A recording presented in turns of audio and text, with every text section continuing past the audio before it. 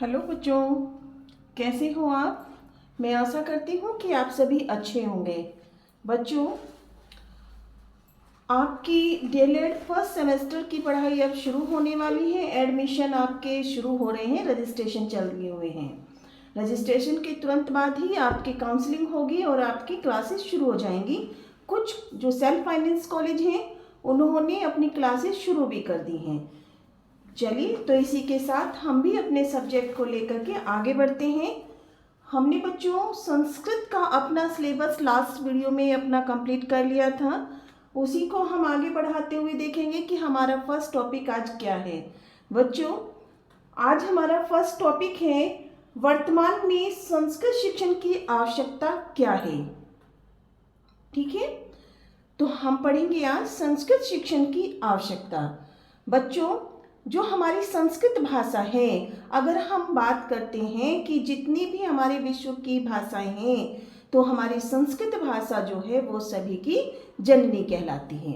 अर्थात आप देखेंगे कि संस्कृत संपूर्ण भाषाओं की जननी है। प्राचीन काल में संस्कृत भाषा शिक्षण केवल व्यापक स्तर पर था, जिसमें ध्वनियों के उच्चारण एवं पद और वाक्य का ही अध्ययन होता था। ठीक, वर्तमान में संस्कृत भाषा शिक्षण का तात्पर्य व्यापक अर्थ में ग्रहण किया जाता है।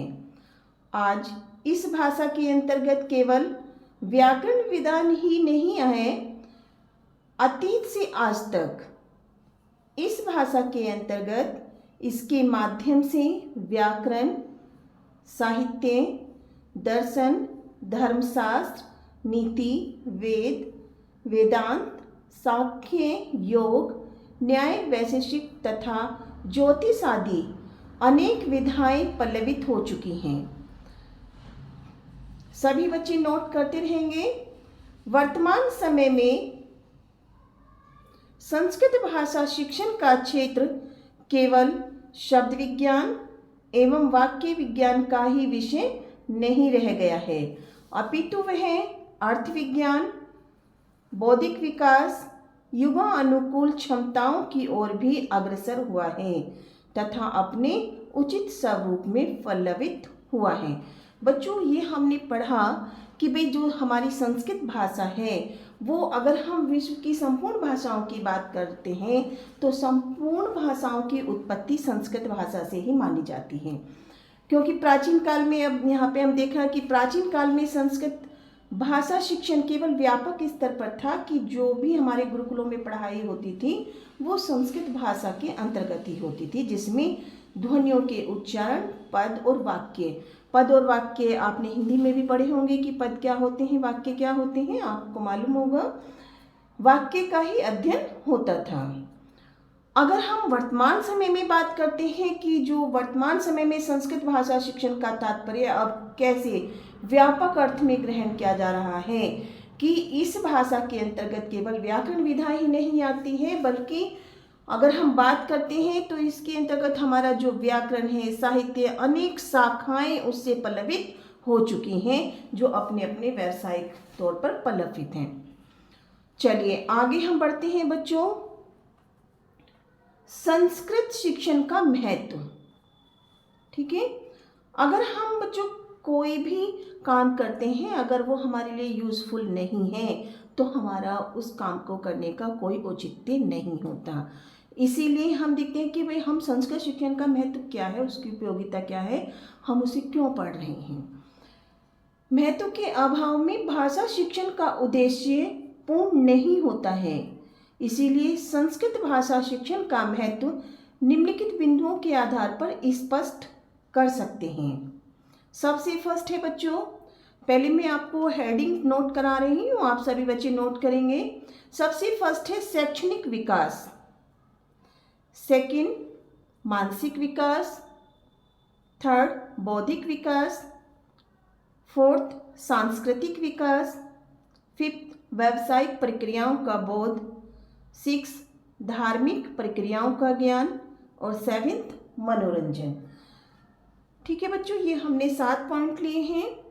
आपको अगर 1 नंबर के क्वेश्चन में संस्कृत शिक्षण का महत्व पूछा जाता है तो आप केवल हेडिंग्स बता सकते हैं। सबसे पहले हम बात करते हैं बच्चों शैक्षणिक विकास की। तो अगर हम शैक्षणिक विकास की जो क्षमता है वो संस्कृत भाषा में किस प्रकार से है बच्चों। भाषा हम कोई भी भाषा हो, भाषा में विचारों की अभिव्यक्ति का जितना ज़्यादा सामर्थ्य है उतना विश्व की अन्य किसी भी भाषाओं में नहीं है। हम किस भाषा की बात कर रहे हैं बच्चों, अपनी संस्कृत भाषा की।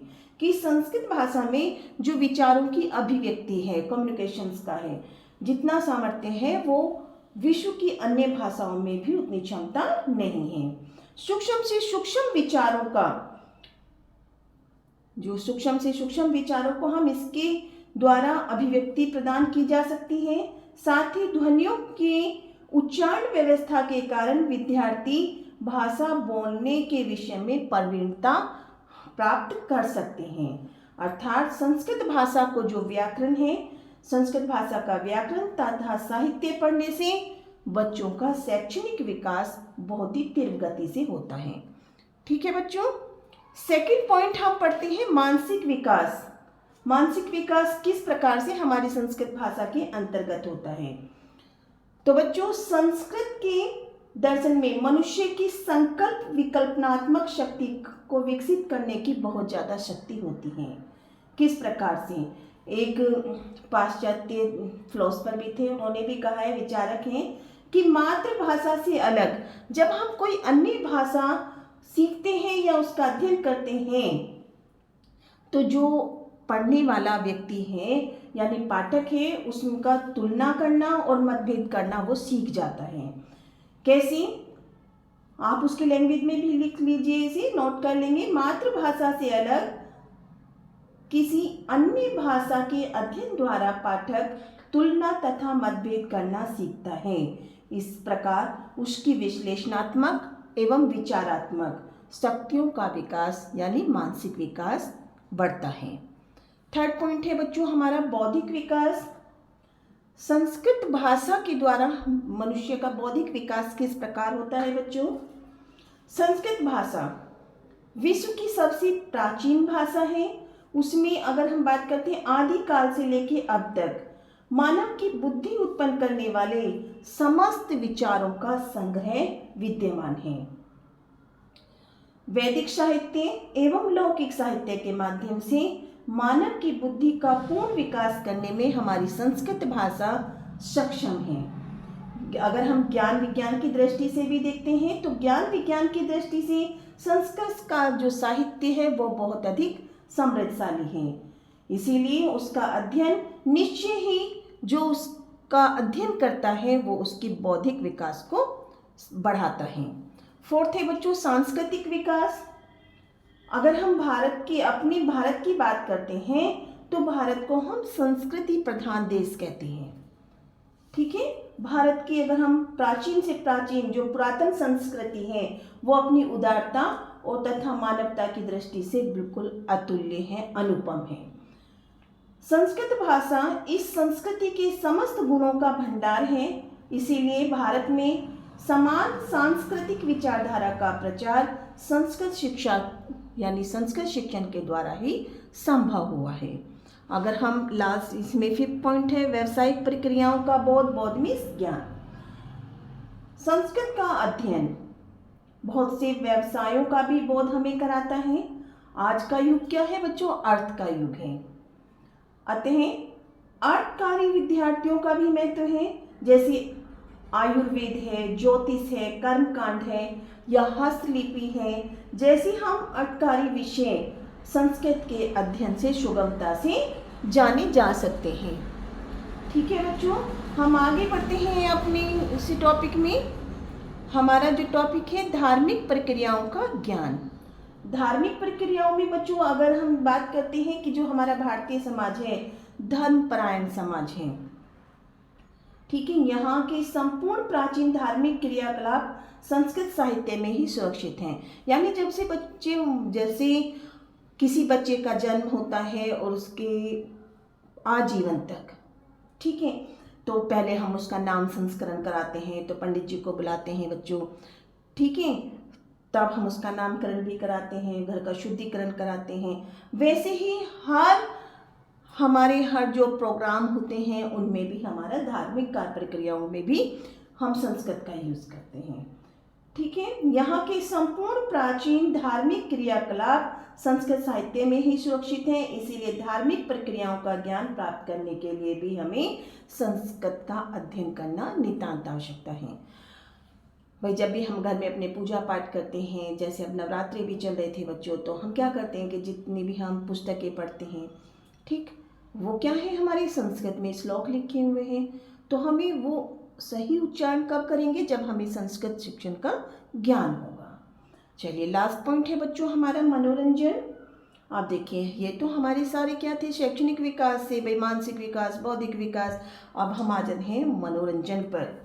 ठीक है, संस्कृत भाषा का जो अध्ययन है बच्चों, वो मनोरंजन का भी उत्तम साधन है। काव्य, साहित्य, सुभाषित सूक्तियाँ, हास्य कथाएं आदि सभी का भंडार हमारी संस्कृत में विद्यमान है, जिसमें अध्ययन करने वाले जब हम उसका पर्याप्त वो अध्ययन करते हैं तो उससे हमारा पर्याप्त मनोरंजन भी होता है।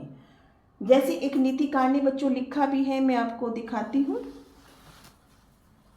आपने पढ़ा भी होगा बच्चों, कभी कभी क्लियर हो रहा है बच्चों, दिखाई दे रहा है।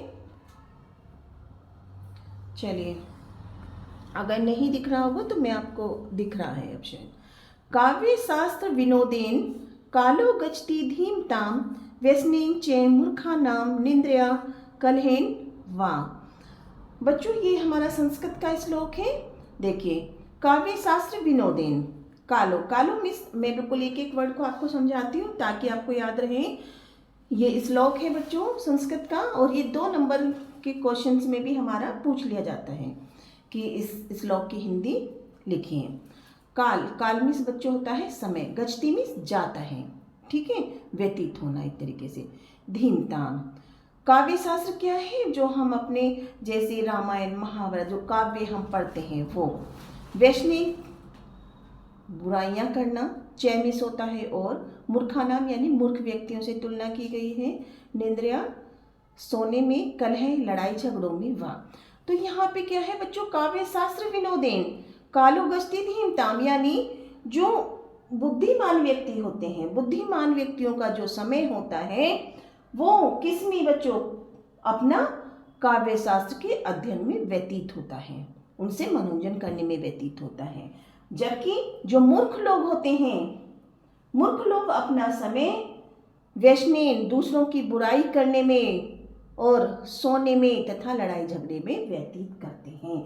इस प्रकार जो हमारे श्लोक हैं उनसे हमें बच्चों ज्ञान भी प्राप्त होता है, ठीक, और हमें बहुत सारे श्लोक ऐसे हैं जिनसे हमें बहुत कुछ सीखने के लिए मिलता है, तो इससे हम अपना मनोरंजन भी करते हैं। तो मैं आशा करती हूँ कि आपको वीडियो पसंद आई होगी। सभी बच्चे अगर वीडियो पसंद आई हो तो वीडियो को लाइक करें, कमेंट करें, ताकि मुझे मोटिवेशन प्राप्त होता रहे बच्चों, और मैं आगे आपको आपके पाठ्यक्रम से संबंधित वीडियो बनाती रहूं और प्रोवाइड कराती रहूं। सभी बच्चे अच्छे से अपना नोटबुक बनाते रहेंगे, नोट करते रहेंगे, नोट बनाते रहिए बच्चों, क्योंकि संस्कृत सभी बच्चों को टफ लगती है थोड़ा, ठीक है। चलिए, जो मैं समझा रही हूँ मैं आशा करती हूँ कि सबको बहुत अच्छे से समझ में आ गया होगा। Thank you.